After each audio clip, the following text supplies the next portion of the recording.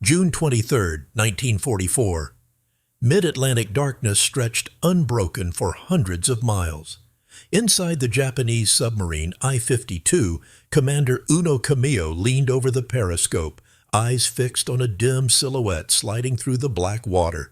It was the German U-530, surfacing precisely on schedule, 870 nautical miles west of Cape Verde. The two crews worked in silence, exchanging radar parts, technicians, and coded documents. Crates clanged against steel. Beneath their boots lay 2 tons of gold and 120 tons of tin, payment for technology Japan hoped could turn the tide. For Camillo, the rendezvous was flawless. Textbook precision between allies divided by half the planet. Above them, no moon, no horizon. Only a sky the color of gunmetal, hiding unseen aircraft far beyond the range of any periscope. Soon the U-boat slipped away, its diesel engines fading into the Atlantic night. Camillo ordered his own vessel to surface and make 15 knots toward France. The mission seemed blessed by fate. No one aboard suspected that within 3 hours, every man would be dead. Claimed not by depth charges or destroyers, but by an invention they did not yet know existed. A weapon listening in the dark. At exactly 20 minutes before midnight, an American Avenger torpedo bomber from the escort carrier USS Bogue swept over the Atlantic, radar screen pulsing with a faint contact. The pilot, Lieutenant Commander Jesse D. Taylor, throttled back and released a flare. A pale sun blooming over the sea. Far below, Commander Camillo ordered a crash dive. Valves screamed, ballast tanks hissed, and I-52 slid beneath the surface. But the light above did not fade. It was joined by another, and then by something stranger. Small metal cylinders splashing into the water, each no larger than a .50 caliber ammunition drum. They were sonobuoys, battery-powered listening devices that floated upright, their hydrophones dangling deep below. Within seconds, they began transmitting by radio to the Avenger circling overhead. On Taylor's headset came a rhythm impossible to mistake, the steady beat of propellers echoing through the ocean like a heartbeat in a coffin. The pilot banked, dropping a second buoy to triangulate. The blips grew louder, then merged. The submarine's position was locked. For the first time in naval history, an aircraft could hear a submarine hiding hundreds of feet below the surface. Up in the night sky, Taylor's gunner listened to the ghostly audio streaming from the headset. Metal creaks, turbine hum, men shouting orders in a language they couldn't understand. The sound was intimate, terrifying, final. Down below, I-52 continued her desperate run toward Europe, unaware that the ocean itself had begun to speak against her. The ocean had always been Japan's greatest ally, a vast blue fortress that hid its submarines from the world. But on that night in 1944, the fortress began to betray its defenders. From his command seat, Lieutenant Commander Taylor studied the lines dancing across his oscilloscope, patterns of sound rebounding through salt water, resolving into the pulse of a living machine. The propeller rhythm slowed, rose, and fell again. Every vibration mapped into coordinates. The hunter could now see without eyes. For the men aboard I-52, the sea still felt safe. The depth gauge ticked past 300 feet, 400. Water pressure tightening around the hull like a fist.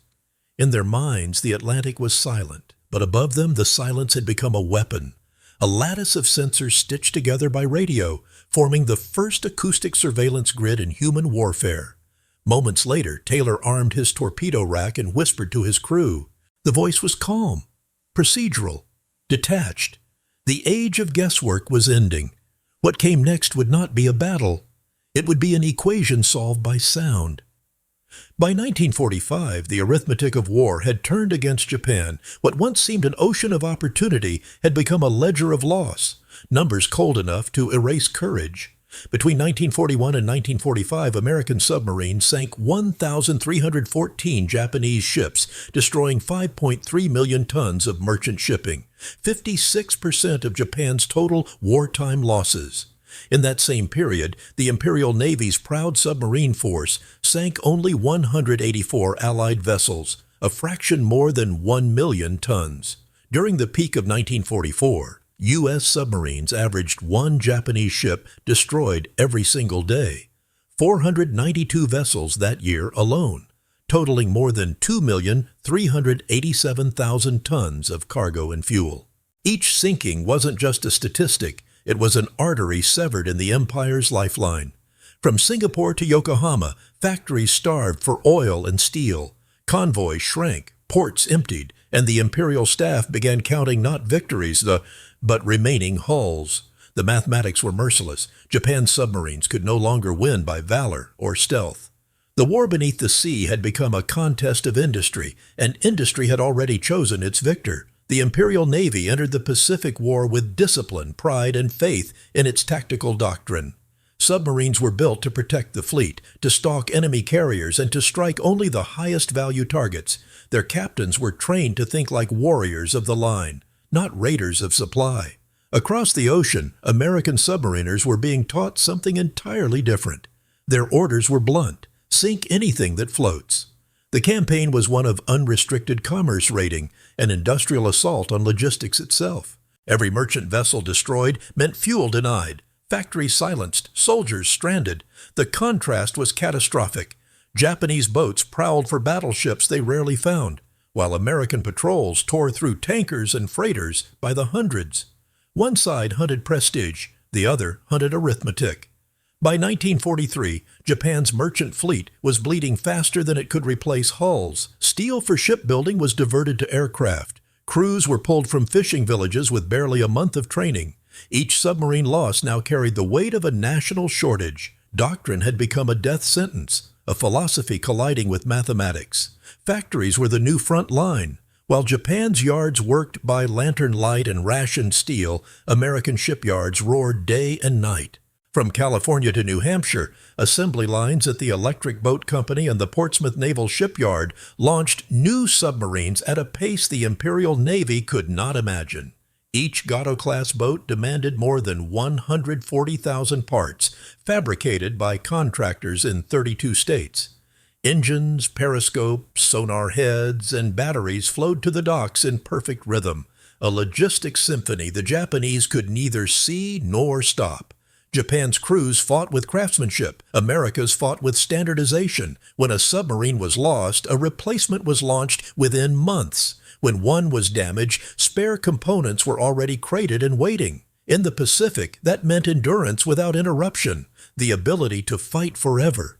Technologically, the gap widened with each patrol. American subs carried radar able to spot surface contacts beyond 20 miles, sonar sets tuned to every thermal layer, and torpedoes whose guidance systems no longer failed. Japanese boats, still relying on manual firing calculations and outdated optics, were fighting ghosts armed with mathematics. By late 1944, the Pacific was no longer an open frontier. It was a network. Each convoy route, each patrol zone, every stretch of blue water had been folded into an American grid of sound, radar, and mathematics. From escort carriers prowling the mid-ocean gaps to patrol planes dropping sonobuoys and color-coded chains, the sea itself became a sensing organ. What had once been the submarine's natural camouflage, darkness, depth, and distance, turned into its cage. A single submerged noise could summon destroyers from miles away.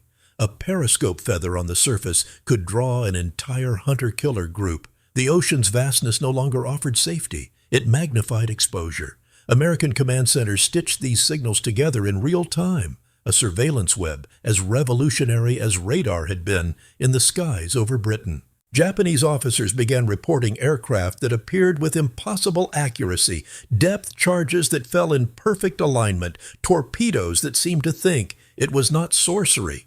It was system. The war beneath the waves was finished as a duel of skill. It had become a contest of data, industry, and endurance, and Japan, for all its valor, possessed none of the three. At the height of its ambition, the Imperial Navy built monsters. The I-400 class was unlike anything the world had ever seen. 400 feet long, nearly 6,000 tons submerged, with enough fuel to circle the Earth 1.5 times without refueling. Each carried 3 M6A1 Sierran floatplane bombers sealed inside a watertight hangar. The planes could be catapult launched within minutes, strike a target, and return to the open ocean where no enemy could find them. These were not mere submarines, they were underwater aircraft carriers, the pinnacle of Japanese engineering vision. They carried demagnetization cables to resist magnetic mines, special anode coatings to absorb sonar pulses, and precision trim systems that allowed them to loiter silently below the thermocline. Their hulls gleamed with craftsmanship that bordered on artistry. American sailors who later boarded them would stand in stunned respect and quiet disbelief. The machines were extraordinary, but in their magnificence lay tragedy. Each rivet and valve represented genius spent in the wrong direction, built for a war that no longer existed. The men who sailed these leviathans believed in perfection. From the first days of training at Kure and Sasebo, Japanese submariners were taught that discipline and precision were stronger than numbers. Each maneuver was practiced until it became ritual. Dive angles, torpedo spreads, even the rhythm of silence after an attack. To err was dishonor. To improvise was blasphemy. Commanders like Tatsunosuke Arizumi carried that creed into every patrol. They saw themselves as the elite shadow arm of the fleet, warriors who served the emperor beneath the sea. Their missions followed exacting orders: protect carrier task groups, scout for the combined fleet, and strike only at capital ships worthy of their steel. It was a doctrine forged in pride and maintained through faith. But perfection is brittle. While Japanese captains waited for the chance to sink a carrier, American submarines were sinking everything else: tankers, freighters, transports. The arteries of the empire. The Japanese way of war prized elegance over efficiency, valor over volume. And as the ocean filled with sonobuoys and radar beams, their creed became a prison built from its own devotion. War is not won by beauty. It is won by replacement rate, by fuel tonnage, by steel poured faster than it can be sunk. That was the truth Japan never accepted.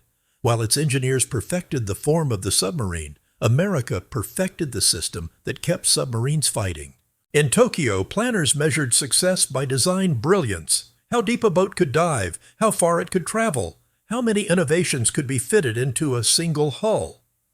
In Washington, the Navy measured success in output: how many boats could leave the docks each month, how many torpedoes could be manufactured before dawn. It was the difference between craftsmanship and logistics, between pride and production. The I-400 was magnificent, but there were only 3 of them. America had built more than 300 submarines, each standardized, each repairable anywhere in the Pacific. Spare parts moved across oceans as easily as ammunition. Japanese submarines limped home for months awaiting replacement valves. American boats were back on patrol within weeks. By the time Japan realized what kind of war it was fighting, the tide was already measured in man-hours and kilowatts, and the numbers were irreversible. In the calm logic of the ocean, numbers have no mercy. The I-400 class symbolized Japan's peak of imagination, yet it arrived too late, too few, and too fragile to alter the equation already solved by American industry. For every Japanese submarine launched, the United States completed 5. For every hour of underwater silence, American aircraft filled the skies with 100 listening ears. The Imperial Navy had chased perfection into a corner of obsolescence. Its captains sailed masterpieces into a battlefield ruled by sensors, radar pulses, and statistical inevitability. The deeper they dove, the clearer they became on American sonar screens. Each screw rotation was a number waiting to be plotted, each echo another point on a map of extinction. The war had turned invisible, and in that invisibility, Japanese brilliance met American mathematics. The craftsman's dream had collided with the engineer's algorithm, and from that collision, a new kind of warfare was born, one fought not by sight or courage, but by sound and data. It began with an idea so small it could fit in a sailor's hands, a floating cylinder of metal and wire that could listen. In 1942, Allied engineers realized that the silence of the sea could be turned against the submarine itself. By hanging a microphone beneath a buoy and linking it by radio to a patrol plane, they could eavesdrop on the heartbeat of a hidden boat. The device was called a sonobuoy. Early versions were crude, barely able to survive the waves, but America's factories refined them at astonishing speed. Within 2 years, the battery life tripled. The The hydrophones became more sensitive and the radio transmitters more powerful. By mid-1944, aircraft could scatter a dozen buoys in a single pass, each one transmitting the faint vibrations of propellers hundreds of feet below. It was the birth of the acoustic net, an invisible field of ears stretched across the ocean. A new kind of warfare had begun, not a chase of sight, but of sound. Every drop of a buoy was a challenge to centuries of naval doctrine. The ocean, once the ultimate refuge of secrecy, was now becoming a transparent battlefield. By the summer of 1944, Allied patrol aircraft no longer hunted by chance. They hunted by geometry. The sky itself became part of the sonar network. From escort carriers like USS Bogue and USS Card, squadrons of Avengers and Wildcats flew constant patterns across the mid-Atlantic, dropping color-coded sonobuoys, purple, red, yellow, and blue, each frequency tuned to a separate channel. Every buoy relayed its heartbeat through static to the aircraft above, and the operators drew intersecting lines on their oscilloscope screens. Where those lines met, a submarine was breathing. The system required no magic, no intuition, only arithmetic. For the Japanese crews beneath, the change was incomprehensible. They still believed the sea would hide them, that darkness and depth were allies. Yet now, every creak of a hull and every rotation of a propeller betrayed their presence to strangers flying unseen thousands of feet above. The ocean had turned against its oldest occupants. What had been mystery became map. What had been silence became signal. The transparent ocean was no longer an idea. It was operational reality. And for the submariners of Japan, it was the beginning of a nightmare that science had built. Once the concept worked, America did what it always did best. It scaled it. In just 6 months, sonobuoy production moved from prototype benches to full industrial assembly. Radio plants in Chicago, Detroit, and Long Island switched from household receivers to underwater microphones. Chemical companies retooled to make waterproof casings and long-life dry cells. The same industrial miracle that had given the world the Liberty ship was now flooding the oceans with acoustic sentinels. Thousands were built each week. Each buoy weighed less than 50 pounds, cost under $100, and could operate for 8 hours, long enough to turn any patch of sea into a temporary detection grid. Navy manuals called them expendable, but their effect was permanent. They erased the submarine's one remaining advantage, invisibility. By late 1944, sonobuoys dotted the Atlantic like invisible minefields of sound.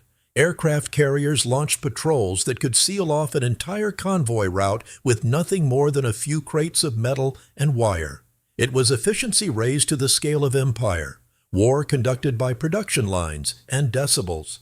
By the end of June 1944, the Atlantic had become a living machine, a surface world of aircraft and carriers synchronized with an unseen web below. To the men flying from USS Bogue, it felt almost mechanical. Search, detect, confirm, strike. The process that once demanded intuition had been distilled into procedure. When Lieutenant Commander Jesse D. Taylor's Avenger lifted off that night, the coordinates of I-52 were already being triangulated by the grid. 12 sonobuoys waited in the bomb bay beside a single experimental torpedo marked with yellow fins. The Mark 24 Mine, code-named Fido. It was the weapon designed to finish what the sonobuoy began. Far below, Commander Uno Cameo was still certain of secrecy. He had dived deep, throttled back to silence, and ordered the crew to rest before dawn. The Atlantic was calm, the stars invisible behind cloud.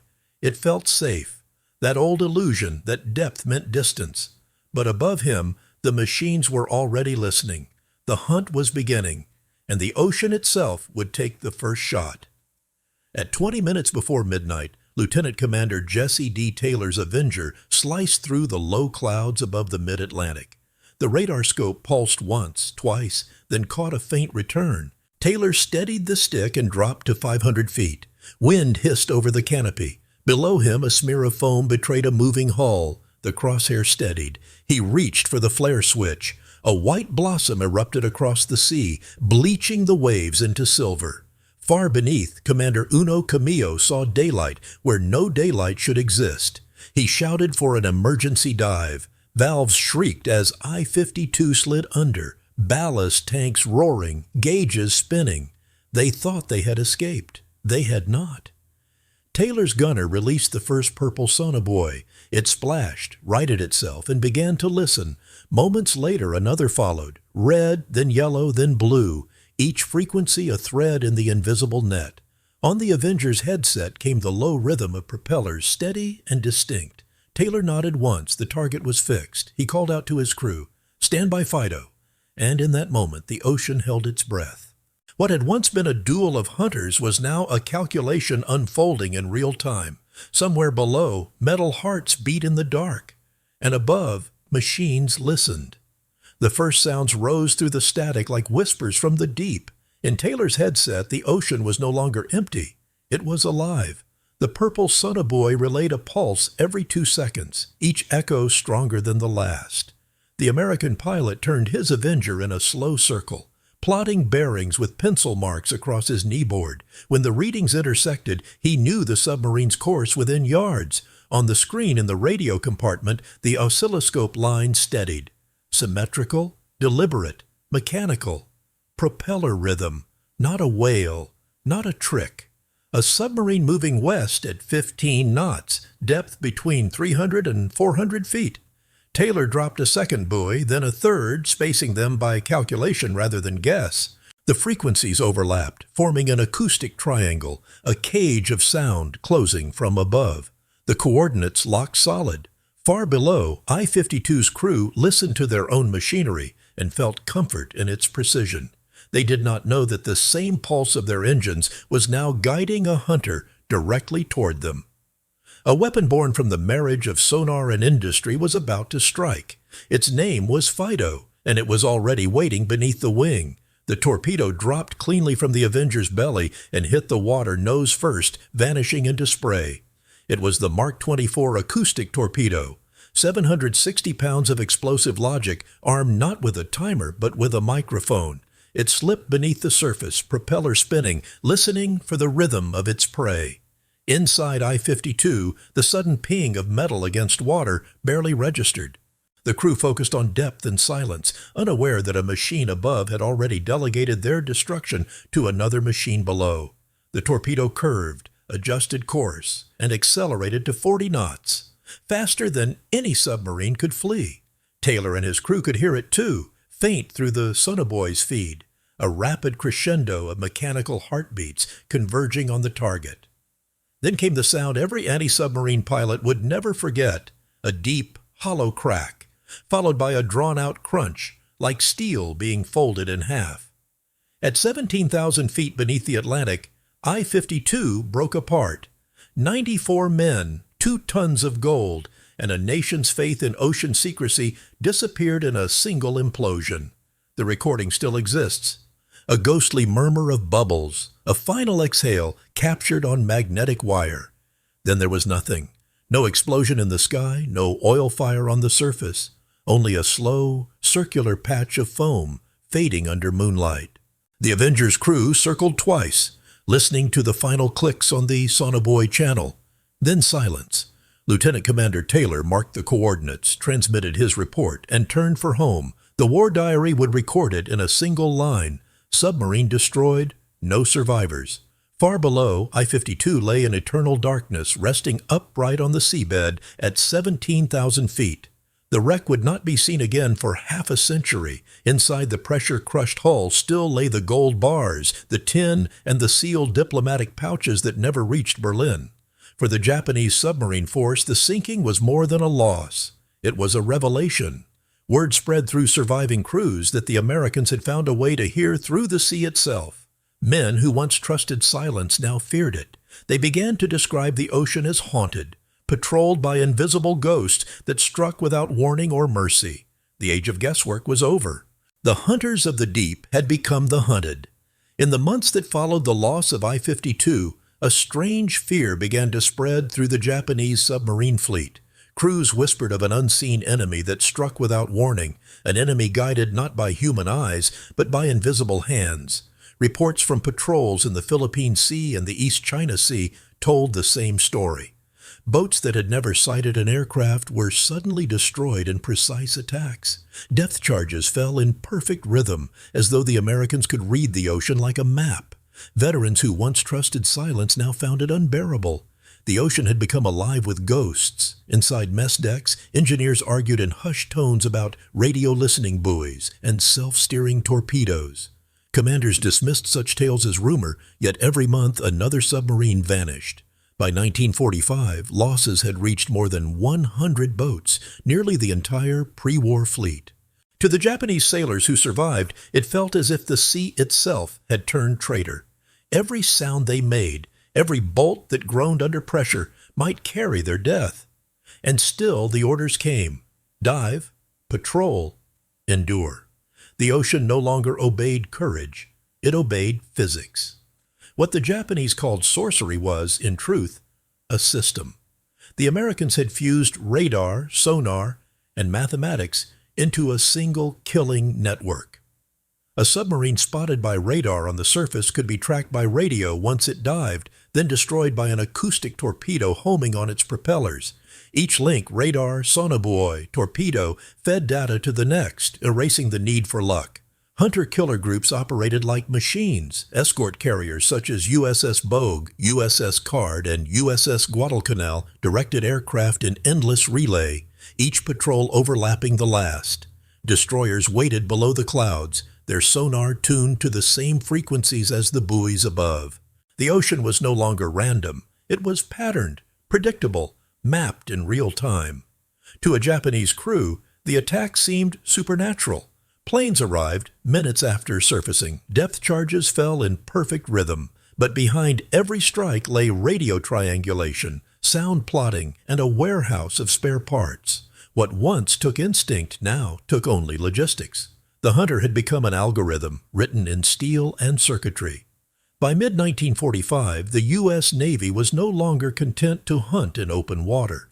The final barrier was the Sea of Japan, protected by 4 dense minefields and layers of coastal patrols. It was here that 9 American submarines, codenamed Operation Barney, prepared to enter the most dangerous waters on Earth.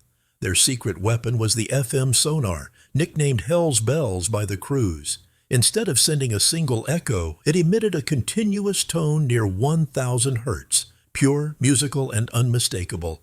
The sound bounced off mine casings and returned in clear patterns, mapping entire fields within hours. For the first time, submariners could see underwater with precision greater than any destroyer above them. On June 4, 1945, the 9 boats crossed through the Tsushima Strait and into the Sea of Japan. Within 2 weeks, they had sunk 28 Japanese vessels. None were lost. To the enemy, it seemed as though American subs had defied physics, sliding past minefields invisible to all charts. To the men of Operation Barney, it was proof that sound itself had become a weapon of geometry. The war beneath the sea had reached its final evolution, an era where the victors were those who could hear farther, process faster, and strike first. After Operation Barney, even the most seasoned Japanese commanders admitted the truth. There was nowhere left to hide. The ocean that once sheltered them had become transparent. Every depth, every bearing, every propeller note could be traced, recorded, and plotted. The Americans no longer hunted submarines. They audited them. Each new patrol ended the same way. A radar contact, a dive for safety, a sonobuoy grid dropped from the clouds. Then the dull, unmistakable thud of an acoustic torpedo closing in. For many crews, death came without ever seeing the enemy. They died surrounded by the familiar sounds of their own engines. By the summer of 1945, the once proud submarine service of the Imperial Navy was shattered. Out of more than 120 boats built during the war, barely a handful remained afloat. The survivors returned to base silent, haunted, convinced that American machines could hear even their thoughts. When the Emperor finally ordered surrender, many captains wept, not from shame, but from exhaustion. They had fought an enemy they could never touch, a network, a process, a voice, carried by the sea itself. The war of men had ended. The war of systems had begun. The final act of the Pacific War was written not in salt water, but in steel. While submarines dueled beneath the waves, America's true weapon stood on land: the factories. In places like Groton, Portsmouth, and Mare Island, welders and machinists worked under floodlights, their sparks illuminating entire skylines. Each shift produced parts that would find their way to the Pacific within weeks. Between 1941 and 1945, the United States launched 314 submarines, a production rhythm so relentless that shipyards measured progress in hours, not months. Japanese yards, starved of ore and electricity, completed only a handful each year. For every I-class hull laid down in Yokosuka, 5 American Gatos or Balos slid down their ramps, fully armed and standardized. Every submarine was a floating factory itself, assembled from 140,000 components sourced from 32 states. Diesel engines from Cleveland, periscopes from Massachusetts, gyro compasses from New York. The war had become a national act of coordination.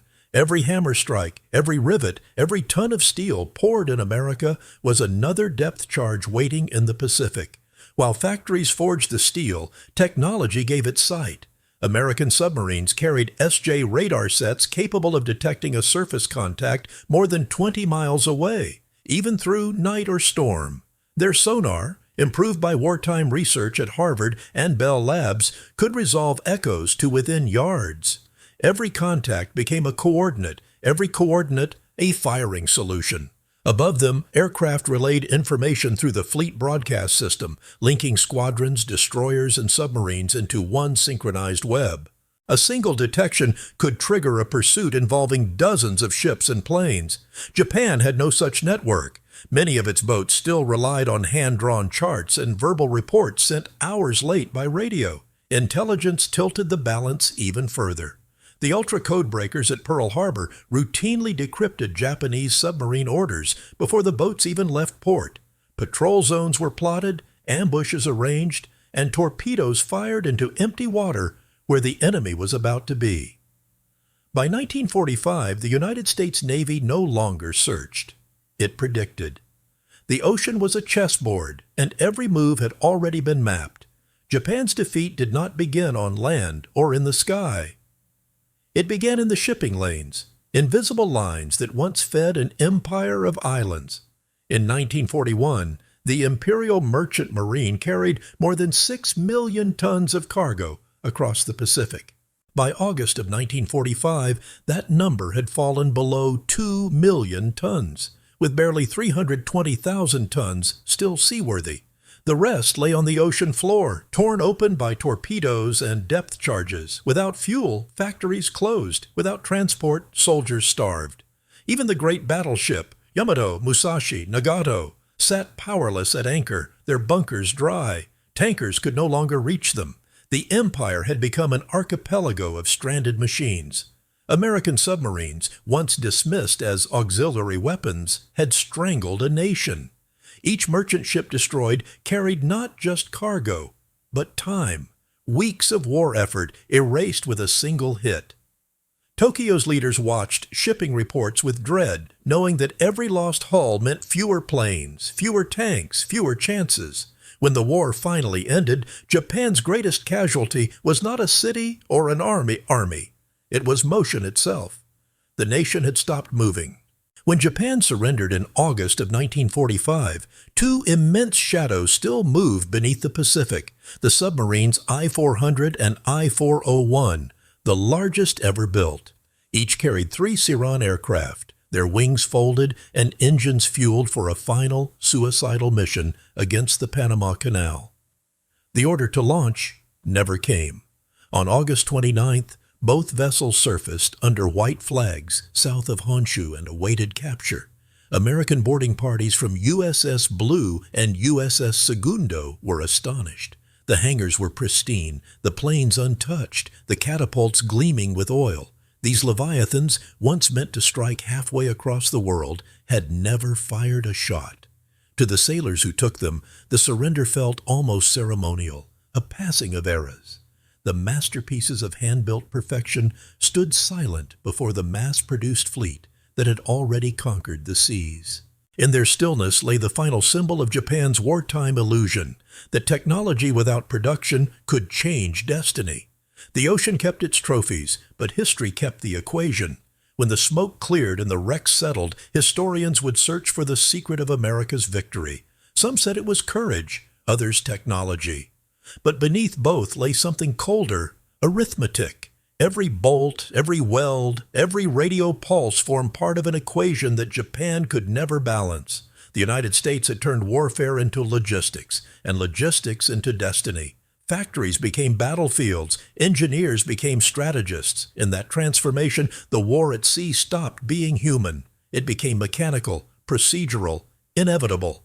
For the men of the Imperial Navy, defeat arrived not in the form of fleets or fire, but in the relentless rhythm of production.